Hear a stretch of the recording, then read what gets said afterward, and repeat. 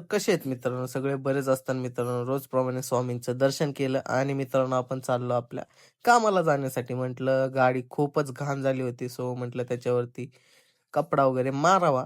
आणि मित्रांनो, सकाळचे काय सांगायचं तुम्हाला, आज सकाळी उठू वाटत नव्हतं, कारण की थंडी इतकी जोरात पडली ना, बघू शकता मित्रांनो. आता 12 वाजलेत आणि तरी तुम्ही बाहेर बघू शकता, 12 वाजलेत तरी धुकं बघा. हां, म्हणजे काय या थंडीला काय करायचं मित्रांनो?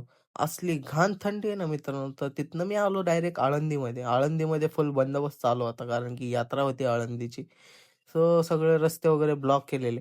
सो या ठिकाणी आपल्याला काम होतं. सो हे एस-एस कम्युनिकेशनमध्ये आपल्याला जायचं होतं मित्रांनो. ह्या ठिकाणी मशीनचा थोडा प्रॉब्लेम होता. तो प्रॉब्लेम आपण रिझॉल्व्ह केलाय. बघू शकता मित्रांनो. ही वारी वगैरे चालली होती. कुठे चाललेली आय डोंट नो. सो तिथनं आपण सरळ निघालो मित्रांनो आणि इथं खूप दिवसानंतर इकडनं आलो मित्रांनो. या ठिकाणी संत तुकाराम महाराजांची थोडेसे मूर्ती वगैरे केले, कीर्तन वगैरे त्यांनी काय बघितलं नाही पूर्ण मी काय होतं. कधी तर जाणार मी तिकडे. सो इथनं आपण डायरेक्ट आलो मित्रांनो शनिवार वाड्यापाशी. सो बघू शकता शनिवार वाड्याचा हाल काय आहे. ऊन असलं खतरनाक आहे आणि थंडी पण त्यात खूप वाजते. सो ह्या ठिकाणी पण मशीनमध्ये थोडासा प्रॉब्लेम होता. तो प्रॉब्लेम आपण रिझॉल्व्ह करूयात मित्रांनो. शॉपमध्ये गेलो वगैरे आणि तिथनं मी डायरेक्ट निघालो मित्रांनो वापस जाण्यासाठी दुसऱ्या लोकेशनला. मित्रांनो आज जरा खूपच धावपळ होतीये.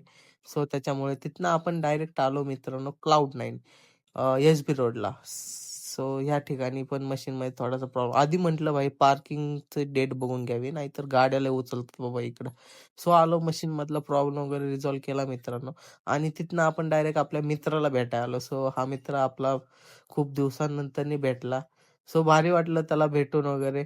सो भेटूयात नेक्स्ट व्हिडिओमध्ये. बाय मित्रांनो.